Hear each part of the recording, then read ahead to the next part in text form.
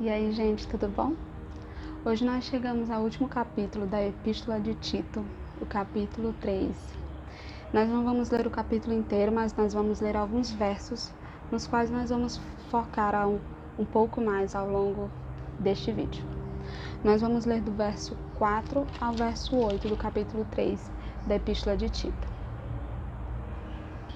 Contudo, quando da parte de Deus, nosso Salvador, foram manifestadas a misericórdia e o amor pela humanidade, não por causa de alguma atitude justa que pudéssemos ter praticado, mas devido à sua bondade, ele nos salvou por meio do lavar regenerador e renovador do Espírito Santo, o que ele derramou copiosamente sobre nós com toda a sua generosidade, por intermédio de Jesus Cristo, nosso Salvador. Ele assim procedeu para que, justificados mediante sua graça, nos transformássemos em seus herdeiros, tendo a esperança da vida eterna. Esta, pois, é uma palavra totalmente digna de crédito, e quero que a proclameis categoricamente, a fim de que aqueles que creem em Deus se empenhem na prática das boas obras. No capítulo 3 de Tito, Paulo está dando as orientações finais ainda a respeito das práticas daqueles que receberam a graça de Cristo, a submissão e a obediência aos governos e autoridades, a honestidade, a não sermos caluniosos, a sermos pacificadores, sermos honestos, termos uma mansidão verdadeira. Porque no versículo 3 ele fala que houve um tempo em que nós, que não tínhamos sido alcançados ainda pela graça salvadora de Jesus Cristo, éramos praticantes das obras más, insensatos, desobedientes, iludidos com as paixões do mundo e escravizados pelo pecado. E por que nessa epístola nós vemos essa ênfase, esse foco nas boas obras? Porque as boas obras, elas apontam para o resultado da salvação em nós. Elas não são as realizadoras da obra salvífica em nós, mas elas apontam para o que a salvação fez nas nossas vidas. Retornando um pouco no capítulo 2, no versículo 14, Paulo diz assim: Ele que se entregou a si mesmo por nós para nos remir de toda maldade e purificar para si um povo todo seu, consagrado às boas obras. Nós vemos aqui que Jesus, quando nos resgata do pecado, ele nos consagra para a prática dessas boas obras que apontam para o resultado da salvação na nossa vida. Porque a intenção da doutrina cristã é essa, que nós demonstremos as boas obras quando resgatados por Cristo e perseveremos na prática dessas boas obras. A graça de Deus em nossas vidas, ela é uma raiz.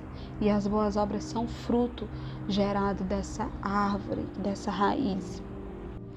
Focando um pouco mais na obra da salvação, nós podemos fazer um paralelo entre Tito 2,14 e Tito 3,4, em que ambos os versículos falam da entrega voluntária de Jesus Cristo por nós. Ele entregou a si mesmo. Da parte de Deus foram manifestadas amor, misericórdia e bondade. Como nós falamos no vídeo passado, o primeiro passo para o resgate do homem, para a restauração da aliança entre Deus e o homem, foi do próprio Deus. E a salvação, ela é a aplicação da graça de Deus sobre a vida do pecador. Abre tua Bíblia comigo em Gálatas 1. Nós vamos ler do versículo 3 ao 4. Diz assim: A todos vós, graça e paz, da parte de Deus nosso Pai e do nosso Senhor Jesus Cristo, que se entregou voluntariamente pelos nossos pecados, a fim de nos resgatar deste atual e perverso sistema mundial, segundo a vontade de nosso Deus e Pai. A entrega de Jesus por nós, ela foi voluntária, visando nos remir, nos resgatar. Em Tito, quando Paulo fala sobre sermos remidos pela obra da salvação, ele usa um verbo que significa pagar um alto preço, libertar o escravo mediante pagamento de alta fiança, e que é da vontade de Deus realizar esse resgate. Romanos 6,6 diz assim: Pois temos conhecimento de que a nossa velha humanidade em Adão foi crucificada com ele, a fim de o corpo sujeito ao pecado fosse destruído, para que nunca mais venhamos a servir ao pecado. Em Adão, todos nós pecamos, todos nós fomos separados de Deus, mas em Cristo Jesus o corpo do pecado foi levado à cruz e foi destruído. Nós fomos libertos mediante um alto preço, que foi a entrega de Jesus na cruz. Abra sua Bíblia em 1 Coríntios 6:20. Diz assim a palavra: pois fostes comprados por alto preço, portanto, glorificai a Deus no vosso próprio corpo. Quando realizamos as boas obras, quando cumprimos aquilo para o que fomos chamados por Deus para fazer, nós estamos glorificando a Deus em nosso corpo e valorizando o alto preço que foi pago em resgate pelas nossas vidas. Muitas vezes nós caímos em dois equívocos, ou pensamos em realizar boas obras para que sejamos salvos por elas, ou desejamos não realizar as boas obras porque não são elas que nos salvam.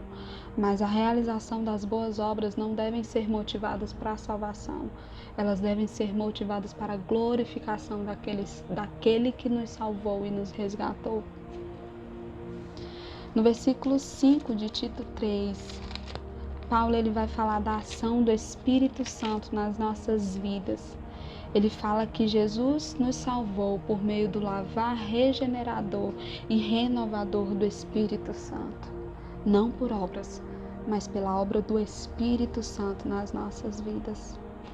Gálatas 5, do versículo 22 ao 25, vai falar do fruto do Espírito em nós e do viver pelo Espírito. Diz assim: entretanto, o fruto do Espírito é amor, alegria, paz, paciência, benignidade, bondade, fidelidade, mansidão e domínio próprio. Contra essas virtudes não há lei. Os que pertencem a Cristo Jesus crucificaram a carne com as próprias paixões e seus desejos. Se vivemos pelo Espírito, andemos de igual modo sob a direção do Espírito. Nós devemos andar pelo Espírito e vivermos pelo Espírito. E o fruto do Espírito, ele é manifesto em nossas obras. Amor, alegria, paz, paciência, bondade, benignidade, mansidão. A manifestação das boas obras, elas demonstram que pertencemos a Cristo, porque aqueles que pertenceram a Cristo crucificaram a carne e os desejos da carne. As boas obras, elas são um sinal de que andamos e vivemos pelo Espírito. A ação do Espírito Santo nas nossas vidas, ela não só nos lava, mas ela também nos regenera, nos restaura, nos renova. Entenda que a obra salvífica de Cristo, ela tem ação na vida do homem quando ela é aplicada a ele pelo poder do Espírito Santo. Porque a obra da salvação, ela é uma obra inteiramente do próprio Deus, através do seu Espírito. E quem é o Espírito Santo? Na criação, ele era o poder criador, o Espírito criador, o Ruá. Depois, na redenção, ele era o Espírito recriador, ele é o executor da obra salvífica nas nossas vidas. É por meio do Espírito Santo que somos unidos a Cristo. Em João 14, Jesus promete aos seus discípulos o Espírito Santo, aquele que seria o advogado, o ajudador, o consolador. João 14, 16 e 17 diz assim: eu rogarei ao Pai, e Ele vos dará outro advogado, a fim de que esteja para sempre convosco, o Espírito da verdade, que o mundo não pode receber, porque não o vê, nem o conhece. Vós o conheceis, porque ele vive convosco e estará dentro de vós. A palavra usada aqui no grego é Paracletos. O Espírito Santo, ele é aquele conselheiro, consolador, ajudador, encorajador. É aquele que nos fortifica para vivermos uma caminhada de santidade. A palavra de Deus diz em Tito que o Espírito ele foi dado copiosamente sobre nós, ele foi liberado sobre as nossas vidas. A palavra de Deus em Lucas 11, 13 diz que o Espírito ele é dado àqueles que pedem. Lucas 11, 13 diz assim a palavra de Deus: ora, se vós, apesar de serdes maus, sabeis dar o que é bom aos vossos filhos, quanto mais o Pai que está nos céus dará o Espírito Santo àqueles que lhe pedirem. Atos 5, 32 fala da obediência. Ora, nós somos testemunhas destes fatos, bem como o Espírito Santo, que Deus concedeu aos que são obedientes a Ele. E Efésios 1, 13 e 14. Nele igualmente vós, tendo ouvido a palavra da verdade, evangelho da vossa salvação, e nele também crido, fostes selados com o Espírito Santo da promessa, o que é a garantia da nossa herança para a redenção da propriedade de Deus, para louvor da sua glória. O Espírito Santo, ele é o selo da promessa, ele é o penhor da nossa salvação e da nossa redenção. E quais são as implicações da ação do Espírito na nossa vida? Primeiro, nós somos unidos a Cristo por meio do Espírito e podemos ter os segredos da graça desvendados. Segundo, a palavra diz em Romanos 8:9 que através do Espírito a carne ela não é mais a influência dominante nas nossas vidas, porque em Cristo nossa carne foi crucificada. E por fim, nós somos restaurados à imagem de Deus, como diz em Filipenses 3, 20 e 21. No entanto, a nossa cidadania é dos céus, de onde aguardamos com grande expectativa o Salvador, o Senhor Jesus Cristo, que transformará nossos corpos humilhados, tornando-os semelhantes ao seu corpo glorioso, pelo poder que capacita a colocar tudo o que existe debaixo do seu pleno domínio. Pelo Espírito, nós somos restaurados à imagem de Deus, o nosso Salvador, para o qual fomos chamados. Que Deus te abençoe e que você possa viver nesse caminho de graça que nos leva a uma vida de santidade por meio do Espírito Santo.